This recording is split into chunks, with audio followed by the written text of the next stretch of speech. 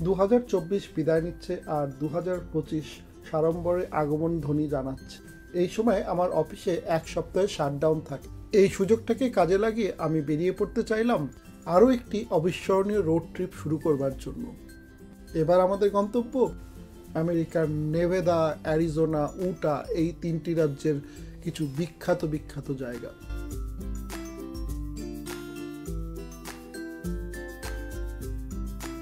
এই রোড ট্রিপের সূচনা বে এরিয়া, ক্যালিফোর্নিয়া থেকে হবে। আমাদের প্রথম গন্তব্য হবে হচ্ছে ব্রাইস ক্যানিয়ন ন্যাশনাল পার্ক। অদ্ভুত সুন্দর রক ফরমেশন, হুডু নামের কমলা রঙের পাথরের স্তম্ভ আমাদের অবশ্যই মুগ্ধ করবে। এরপর আমরা যাব জায়ান ন্যাশনাল পার্ক, যেখানে বিশাল পাহাড়, গহ্বর, প্রকৃতির এক অপরূপ মেলবন্ধন আমাদের অভ্যর্থনা করবে। বিশাল গিরিখাত আর শান্ত নদী আমাদের মনকে প্রশান্তি দেবে। এরপর আমাদের গন্তব্য গ্র্যান্ড ক্যানিয়ন, পৃথিবীর অন্যতম বিস্ময়কর আর বিশাল ক্যানিয়ন, যেখানে প্রকৃতির গহীনতা ও আর বিশালতা আমাদেরকে চমকপ্রদ অভিজ্ঞতা দেবে। এই ট্রিপটি আমরা শেষ করব লাস ভেগাসে, যেখানে খ্যাতিনাম ক্যাসিনো, রাতের আলোকরশ্মি, সেলিব্রিটি শো, এইসব আমাদের এই ট্রিপটিকে রোমাঞ্চকর করে তুলবে।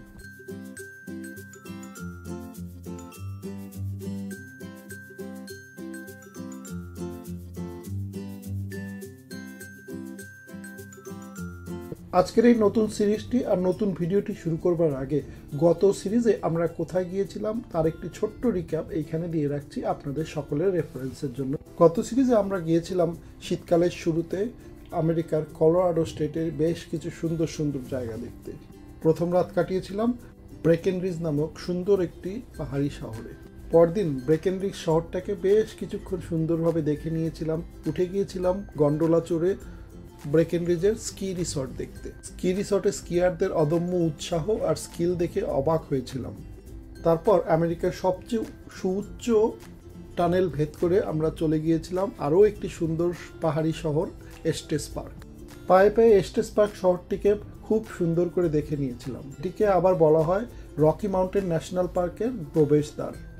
সেই প্রবেশদ্বার দিয়ে আমরা চলে গিয়েছিলাম রকি মাউন্টেনের গহ্বরে, যেখানে দেখতে পেয়েছিলাম এক ঝাঁক বন্যপ্রাণী আর বরফে ঢাকা সুউচ্চ পর্বতমালা। গত সিরিজটা আপনারা যদি না দেখে থাকেন তার লিঙ্ক আর প্লেলিস্ট এই ভিডিও ডেসক্রিপশন বক্সে দেওয়া থাকবে। আমার বন্ধু উৎপলের বাড়ি প্লেসেন্টনে, এখানেই আজকে আমরা রাত থাকবো। কাল সকালে আমরা বেরিয়ে যাচ্ছি Bryce canyon, grand canyon, Zayan national park ট্রিপে। আজকে 25শে ডিসেম্বর, বড়দিন, ক্রিসমাসের দিন। ক্রিসমাসের ডেকোরেশন সুন্দর করেছে। সামনে এই সুন্দর 3টে ছোট হরিণ বা রেইনডিয়ার, আর এইখানে রয়েছে স্নোম্যান, 3টে snowman, snow woman and snow child. আলোকসজ্জাও হয়েছে। এটা একটা ট্র্যাডিশন এখানে। প্লেসেন্টন থেকে এখন মোটামুটি সকাল 7টা বাজে। উৎপলের বাড়ি, আমাদের সুন্দর অমি আর পিসা, ওই যে 2টো হরিণ, আর এটা আমাদের গাড়ি। গুড মর্নিং, শুভ সকাল। আরেকটা ট্রিপে বেরিয়ে পড়েছি। আজকে আমরা যাচ্ছি Grand Canyon, Bryce Canyon, Zion, উটার, অ্যারিজোনার বিখ্যাত কিছু ন্যাশনাল পার্ক ঘুরতে। আমাদের সাথে যাচ্ছে আমার বন্ধু উৎপল আর তার ফ্যামিলি। আমরা এই উৎপলের গাড়ি নিয়ে যাচ্ছি। আমাদের আজকে গাড়িটি হচ্ছে ইনফিনিটি Q60। সবাই মোটামুটি গাড়িতে বসে পড়েছে। উৎপল এবার তালাটা লাগিয়ে আসছে। পিসা, গুড মর্নিং। লোপা পিছনে যে শুয়ে পড়েছে। সবশেষে 7টা 10 বাজে এখন আমরা স্টার্ট করছি সিডার সিটির উপলক্ষে। সিডার সিটি এখান থেকে 710 মাইল দূরত্বে অবস্থিত।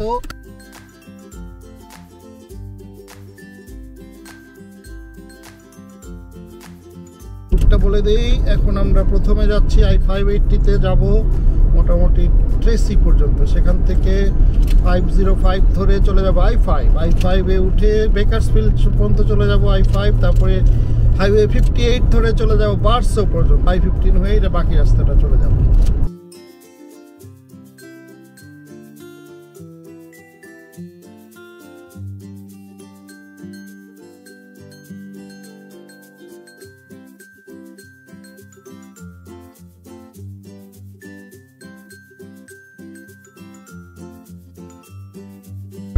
আমরা এখান থেকে এক্সিট নিচ্ছি টুয়ার্ডস বেকার্সফিল্ড। এখান থেকে আমাদের যেতে হবে আরো 18 মাইল। এটা হাইওয়ে 58 দিয়ে আমরা যাব। এক্সিট নিয়ে নিয়েছি, এইখান থেকে একটা লেফট টার্ন নিয়ে সোজা চলে যাব বেকার্সফিল্ড।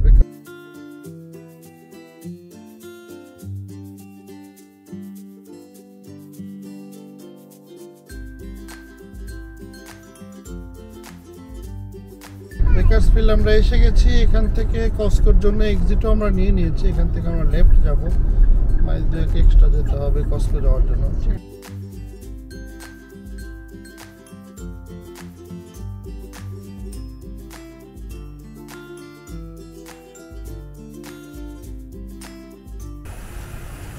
বেকার্সফিল্ডের কস্কোতে আমরা দাঁড়ালাম। এখানে গ্যাস ফিল হচ্ছে।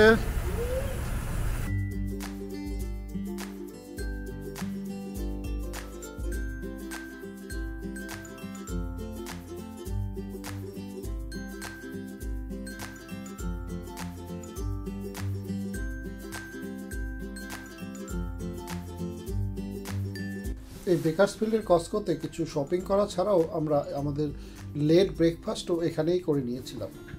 সময় ছিল সকাল মোটামুটি 11:30 যখন আমরা বেকার্সফিল্ড থেকে আবার লাস ভেগাসের দিকে রওনা দিলাম।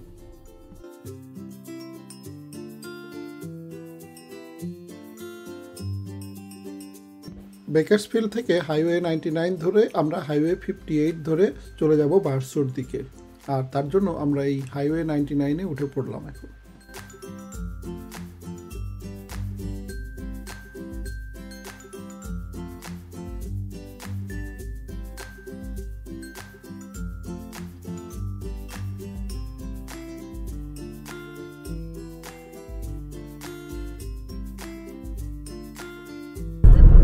শয়ে উইন্ডমিল দেখা যাচ্ছে এখানে।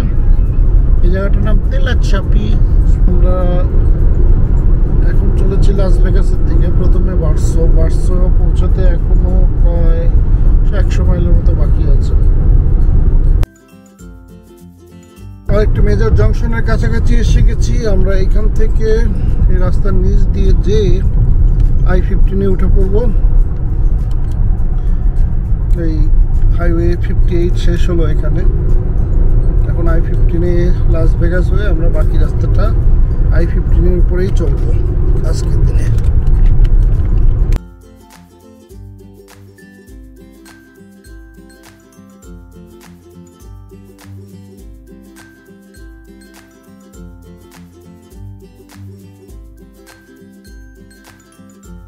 আমরা এখন ক্রস করছি বার্সো বলে একটি শহর। এইখানে I-15 আর I-40 একসাথে চলছে। এই যে সামনে জংশনটা দেখা যাচ্ছে, এখান থেকে বাঁদিকে লাস ভেগাসের দিকে I-15 চলে গেছে, আর ডান দিকে চলে গেলে আমরা I-40 ধরে প্রথমে নিডলস পরে ফ্ল্যাগস্টাফ বা গ্র্যান্ড ক্যানিয়নের দিকে চলে যেতে পারবো।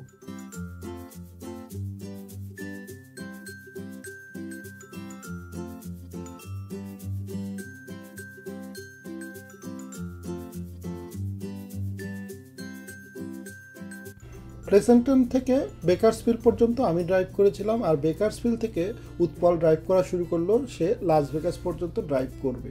সেই হিসেবে উৎপল প্রায় লাস্ট ঘন্টা 2 ধরে ড্রাইভ করছে। আরও ঘন্টা 1.5 হয়তো লাগবে লাস ভেগাস পৌঁছতে।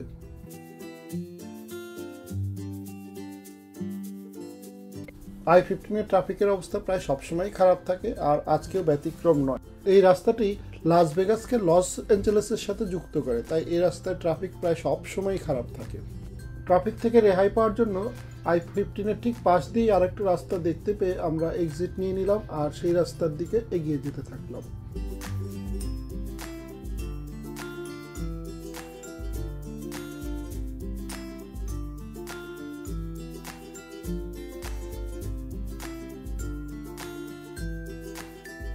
I-15 থেকে যেখানে আমরা এক্সিট নিয়েছিলাম সেই রাস্তাটা ছিল ঘোষ টাউন রোড। ঘোষের বা ভূতের দেখা না পেলেও আমরা পেয়ে গেলাম অনেক আর্মি ভেহিকেলের দেখা। এই রাস্তার পাশেই একটা মনে হচ্ছে আর্মি ব্যারাক রয়েছে। এখানে রয়েছে অসংখ্য আর্মির ভেহিকেল আর অন্যান্য যন্ত্রপাতি।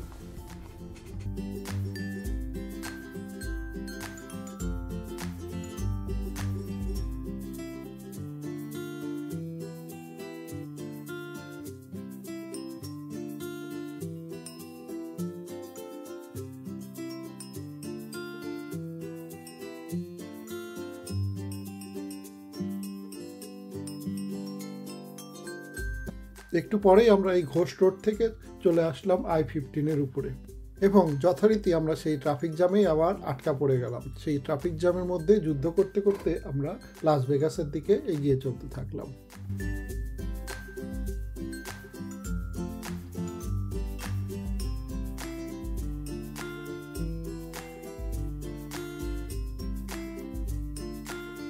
এই রাস্তা ধরে আরও একটু এগিয়ে যাওয়ার পর রাস্তার বাঁ পাশে দেখতে পাওয়া যায় এই বিশাল একটা সোলার প্যানেলের স্টেশন।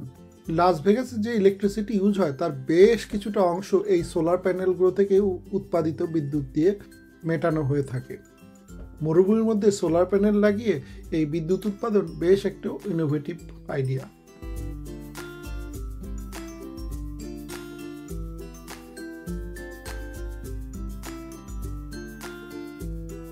আমরা এখন রয়েছি লাস ভেগাস শহর থেকে মাইল 40 দূরত্বে। এই শহরটিকে বলা হয় প্রিম। I-15 উপরে ক্যালিফোর্নিয়া থেকে নেভাদা ক্রস করবার পর যে প্রথম শহরটি পড়ে সেটি হচ্ছে প্রিম। এটাকে ঠিক শহর না বলে একটি ছোট্ট ক্যাসিনোভল গ্রাম বলাই উচিত যদিও।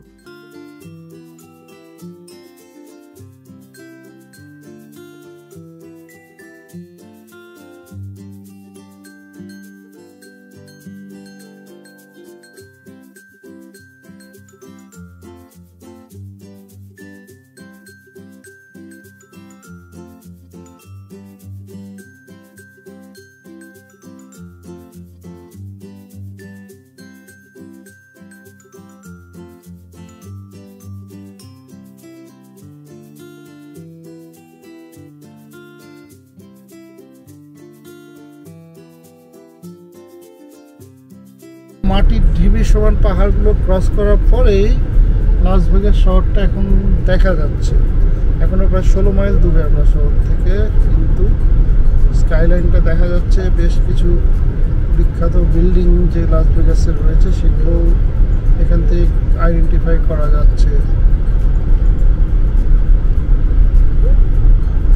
It all starts with South Point. বিকাল 3:35 আমরা লাস ভেগাস ঢুকছি। আবার একটু ট্রাফিক জ্যাম। লাস্ট প্রায় ঘন্টা দেড়েক প্রচুর ট্রাফিক নেগোশিয়েট করে উৎপল আসলো, এই জন্যই সময়টা একটু বেশি লেগে গেল।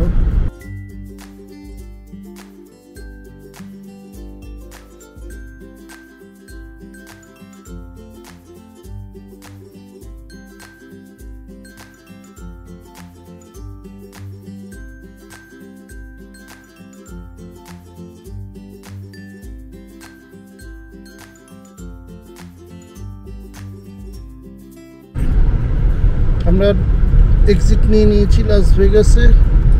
আমরা এখন একটা পান্ডা এক্সপ্রেসে দাঁড়াচ্ছি। পান্ডা এক্সপ্রেসে খাওয়া দাওয়া করে আমরা বাকি রাস্তাটা চলে যাব।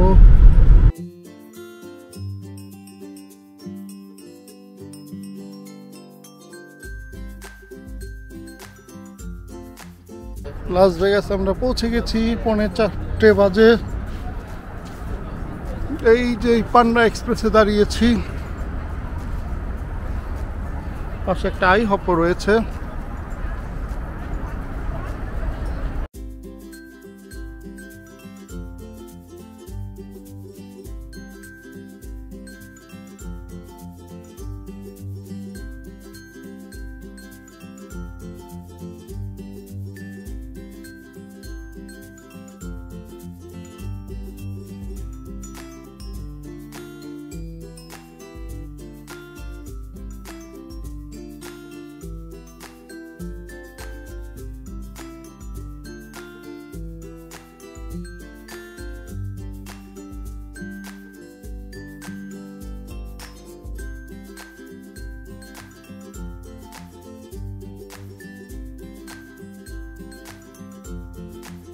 সন্ধ্যা 4:45 বাজে।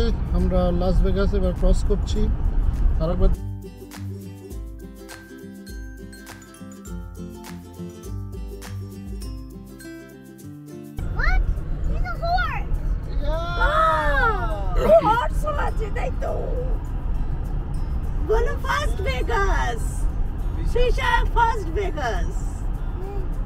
স্টেডিয়াম, রেইডার্স স্টেডিয়াম, বুঝলে? রেইডার্স আগে যে অকল্যান্ডে ছিল, ওরা মুভ হয়ে যে এটা স্টেডিয়ামটা করেছে।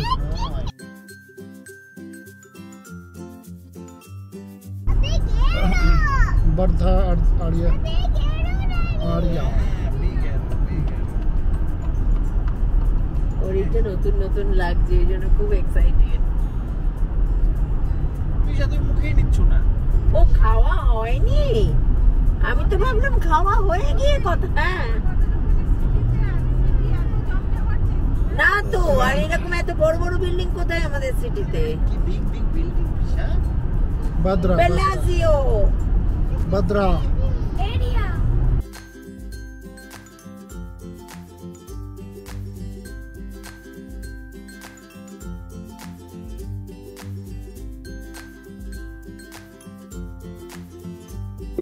সেই লাস ভেগাসের বিখ্যাত হোটেলগুলো একটা একটা করে পার করে আমরা এগিয়ে যেতে থাকলাম লাস ভেগাস শহরটাকে। এই হোটেলের সারি শেষ হয় হেটোস্ফিয়ার দিয়ে, সেটা দিয়েই আমরা শেষ করব আর লাস ভেগাস থেকে বেরিয়ে চলে যাব পরের শহরের দিকে।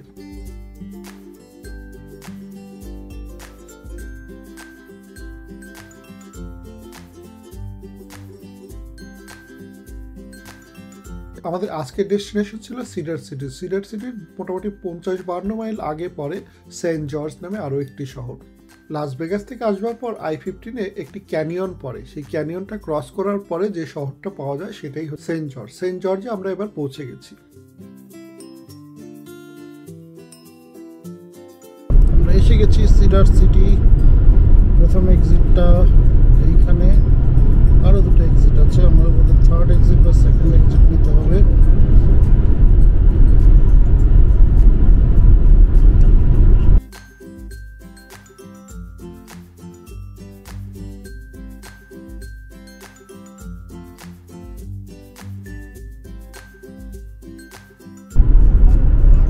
To take this exit,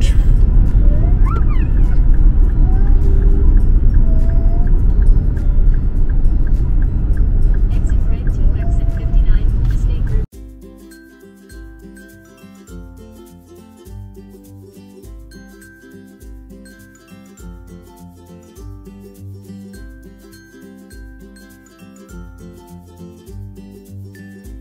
আমরা অবশেষে 7:45 আমাদের টাইম অথবা মাউন্টেন টাইম বা লোকাল টাইম 8:45-এ এই সিডার সিটি কোয়ালিটি ইনে পৌঁছালাম।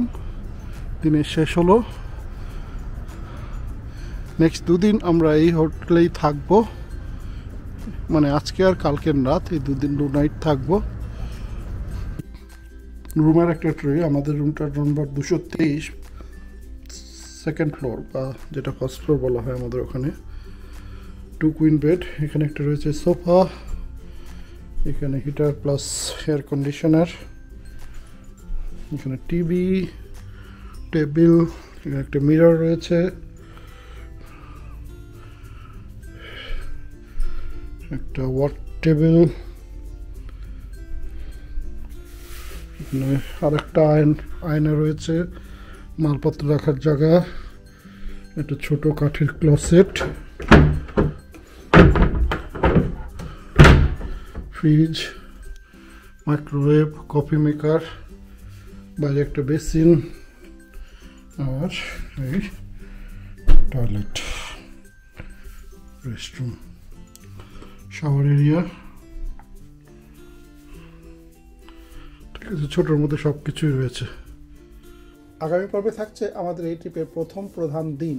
দিনটার সূচনা হবে সিডার সিটি উটা থেকে, এবং প্রথমে আমরা যাব একটি স্কি রিসর্ট যার নাম ব্রায়ান হেড।